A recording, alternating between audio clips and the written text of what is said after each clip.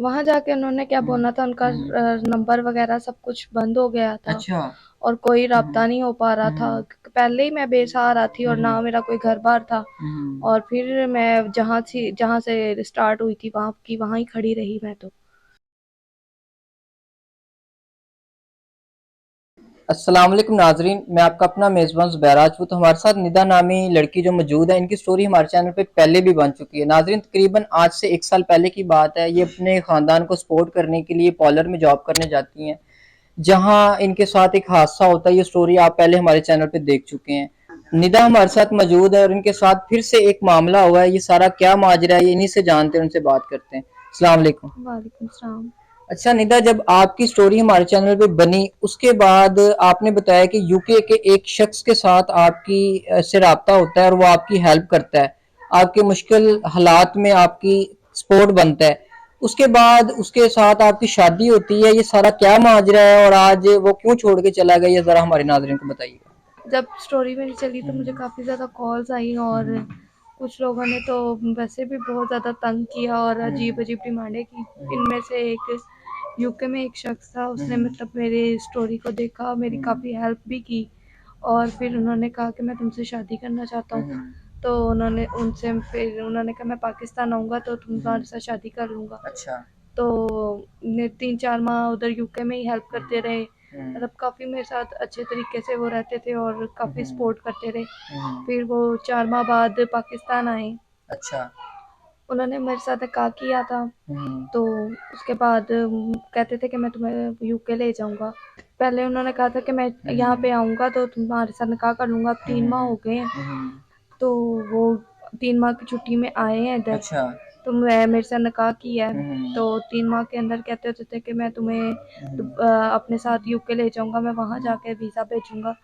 तो मैं भी राज़ी हो गई थी कि ठीक है आप वहाँ पे जाएँ और फिर वीज़ा मुझे भेज देना। अच्छा निदा, बताइएगा कि ऐसी क्या बात थी जो उसके ऊपर आपको यकीन हो गया कि आप शादी करने के लिए उससे तैयार होगी।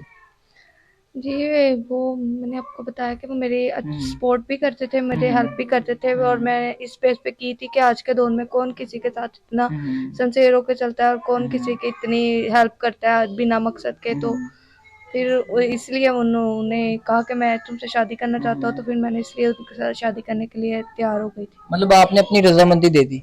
जी हाँ, मैंने अपनी रज़ामंदी के साथ उनसे निकाह किया। अच्छा, जब वो आपसे पाकिस्तान शादी करने आए तो आपने कह के बुलाया कि आप आ जाए, मैं तैयार हूँ शादी करने के लिए। नहीं, वो 3 माह की छुट्टियों में आए थे यहाँ अच्छा। पे। आए तो आपके लिए थे ना। जी हाँ, निकाह के लिए आए थे। तो जब निकाह हो गया उसके बाद जो आपके साथ टाइम इधर गुजारा, वो टाइम कैसा गुजरा आपका।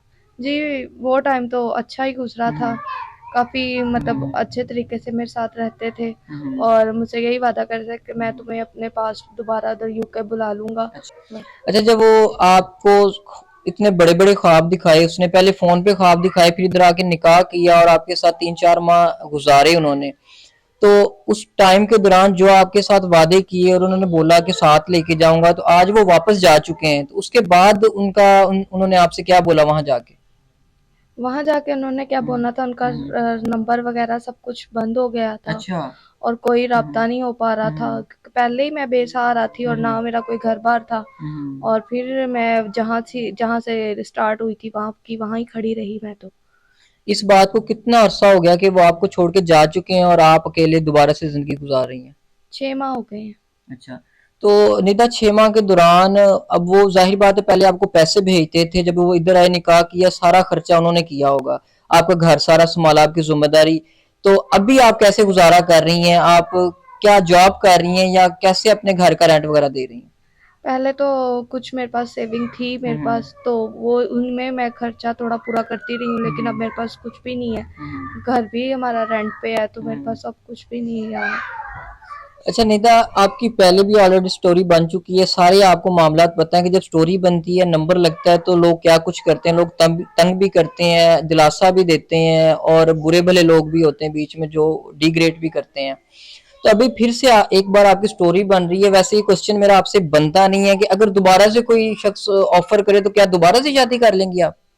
पहले जो मेरे साथ हादसा हुआ है उसकी वजह से मेरे वालिदैन ने भी मुझे छोड़ दिया, तो रिश्तेदार तो दूर की बात है, तो मेरे इस दाग के साथ कोई भी मुझे अपनाने के लिए तैयार नहीं है। ठीक हो गया।